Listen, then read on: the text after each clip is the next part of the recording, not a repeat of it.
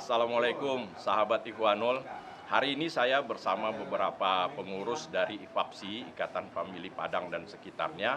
Salah satu organisasi barangkali yang tertua atau yang paling tua yang ada di Riau. Karena saya ingat tahun 70-80 aja orang tua saya sudah pengurus di IFAPSI waktu itu. Dan kami masih kecil-kecil.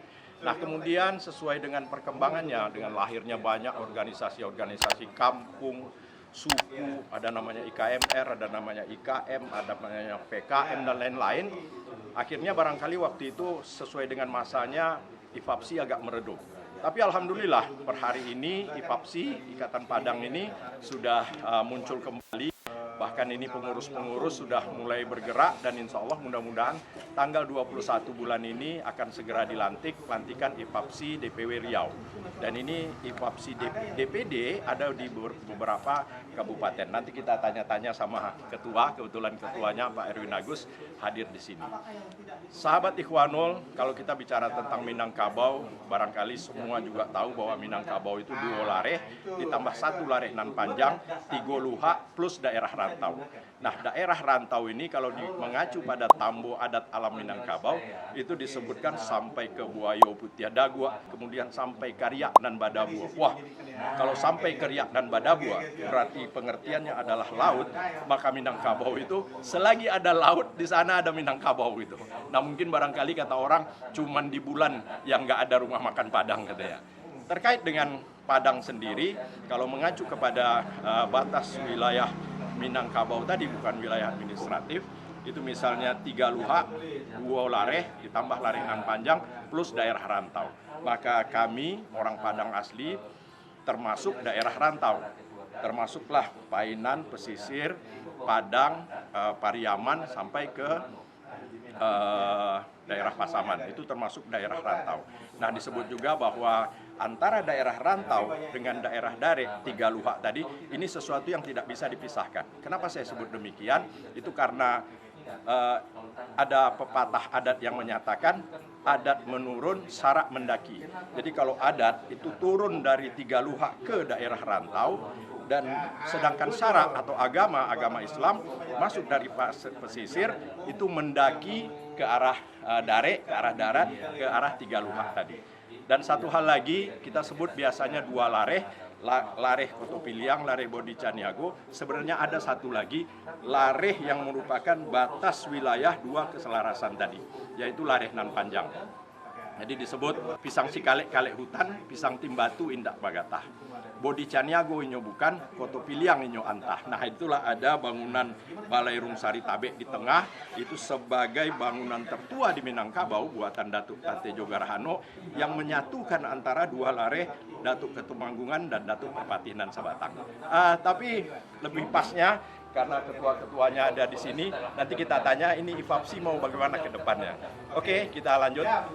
Nah, sebagaimana saya sampaikan tadi, IFAPSI sudah terbentuk kembali dan alhamdulillah udah beberapa kabupaten juga. Ini sekarang kita tanya nih sama ketuanya ini. Kita tanya, Pak Ketua, rencana pelantikan kembali kapan kita?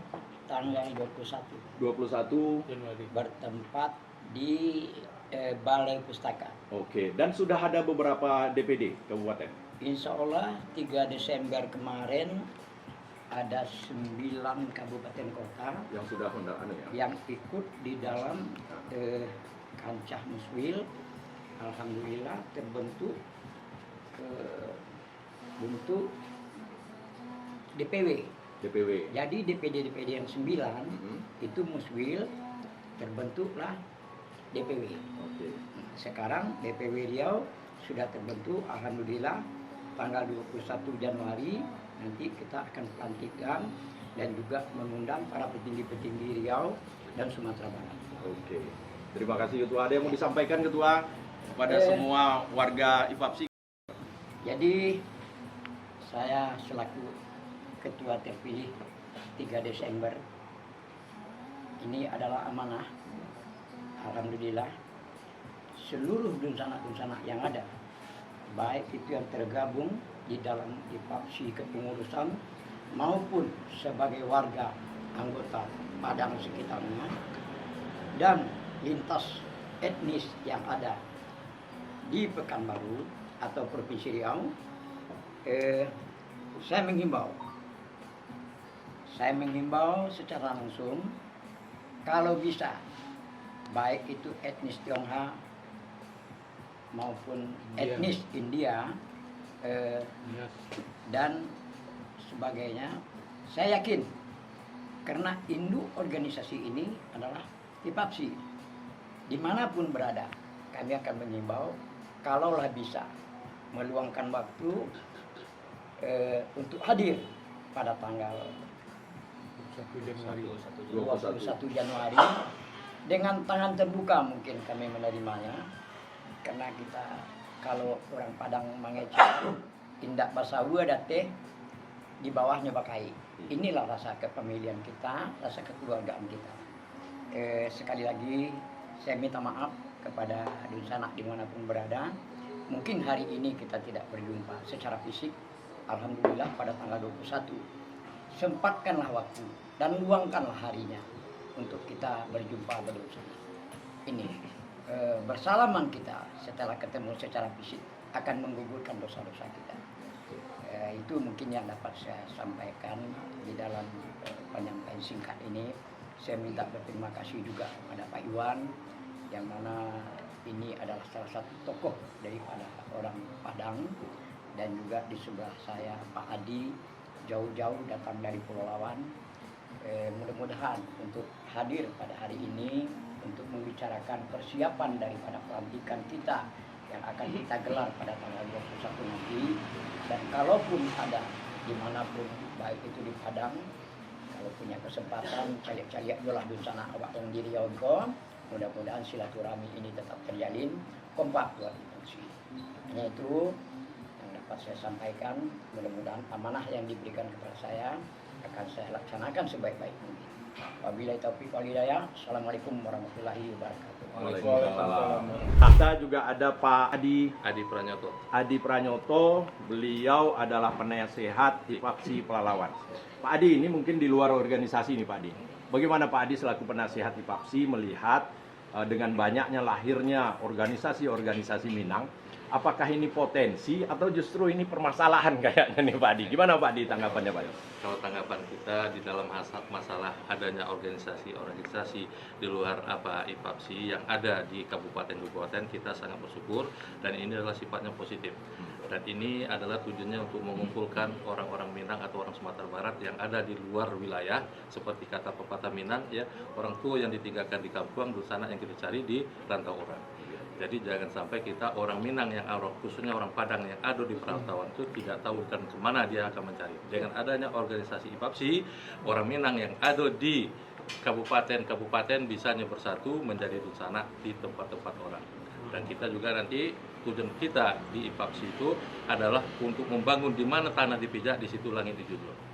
Di kabupaten kita berusaha dan mencari makan, di situ pula kita akan ikut kontribusi membangun kabupaten-kabupaten yang ada di tempat kita tinggal. Makasih Pak Adi. Ya.